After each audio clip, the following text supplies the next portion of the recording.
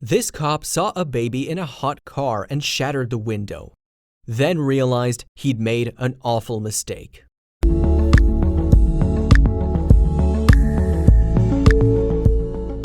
On a hot day during the height of summer, a police officer responded to an urgent call. A baby was stuck inside a car in a parking lot with the mother nowhere in sight. And after arriving at the scene, the police officer understandably began to try to rescue the infant. Eventually, though, he realized that something was up. Lieutenant Jason Short is a representative of the Keene Police Department in New Hampshire.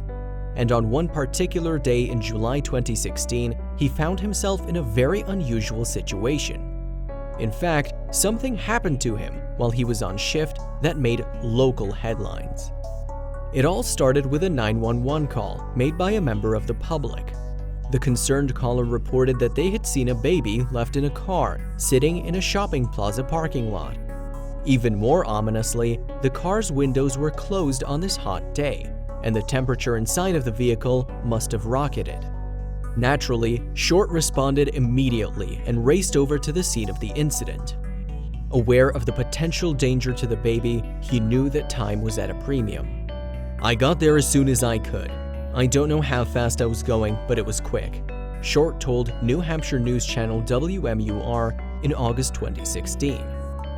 And once he had located the car in question, he peered inside to see what appeared to be a young baby, covered in a light blanket. Peeping out underneath, meanwhile, were soft infant shoes and a bottle of milk. But as the child's mother was seemingly nowhere around, Short had to make a potentially life or death decision. Could he afford to wait for the mom to return? In that moment, his gut decision was that he didn't have enough time to wait for the car's owner. The weather outside was sweltering after all, and no one could be sure how long the baby had been inside. So it seemed that there was only one thing for it. Short would have to take action himself. Consequently, he grabbed his baton and started beating the car window with it in an attempt to free the child. And before long, the window shattered, allowing him to successfully gain access into the car. When he did, however, he feared nothing short of the worst. Speaking to WMUR in August 2016, the lieutenant recalled that the baby looked lifeless, looked dead. What's more, when he took the child out of the car, it wasn't moving. Short quickly assessed then that there was nothing for it but to perform emergency CPR. However, it was when he attempted to do so that the penny dropped. Speaking to WMUR, Short remembered putting a finger in the baby's mouth only to find that it was all resistance. So, this wasn't a real baby at all. This was a doll. But it wasn't just any old toy. It was an incredibly realistic doll that had managed to fool both the member of the public who dialed 911 and the responding police officer. Unfortunately, though, it had taken a call to the emergency services and a broken car window to get to the truth. And the situation begged yet another question. Whose doll was it? Well, it turned out that the owner of the doll was a woman from Vermont named Carolyn Seifert. The lifelike model in the back of her car, moreover, was called Ainsley and has been valued at over $2,000. And amazingly, this doll wasn't the only one Seifert owned. In fact, she had about 40 of them that she had amassed over the years. Sadly, Seifert had lost a son, and so had turned to these types of lifelike dolls to bring her comfort. On that particular day, she had decided to take Ainsley out with her. But knowing that the doll wasn't real, and perhaps not wanting to attract unnecessary attention, she chose not to bring Ainsley into the store with her.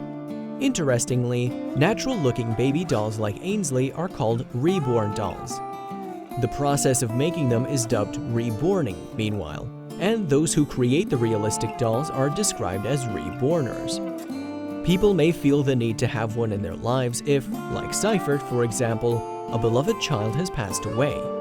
Alternatively, they may choose to purchase one if their offspring have flown the nest. What's more, customers can opt to receive documents that imitate traditional birth certificates or papers relating to adoption. That way, the process may feel more like having a real baby. And as Lieutenant Short found to his cost, the models seem, at least at first glance, uncannily like the real thing.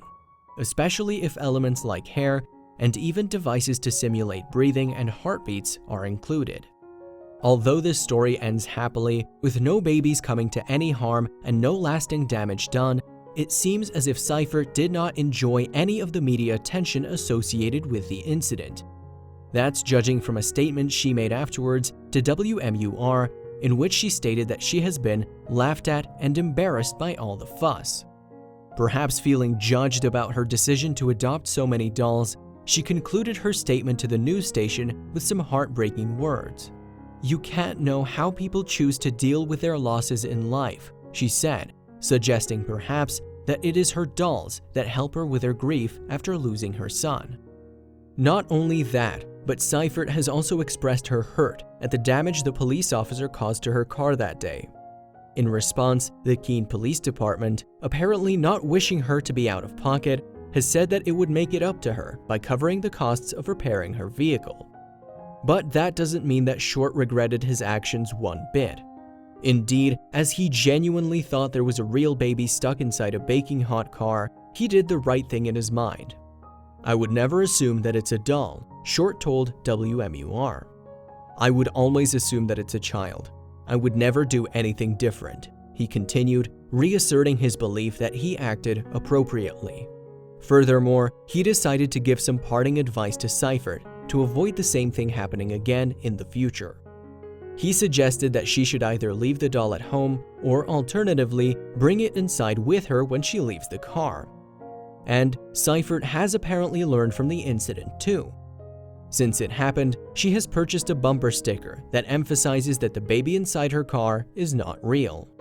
Thankfully for everyone, this situation didn't end in a tragedy. But what perhaps could have been avoided was plenty of unnecessary stress for all those involved.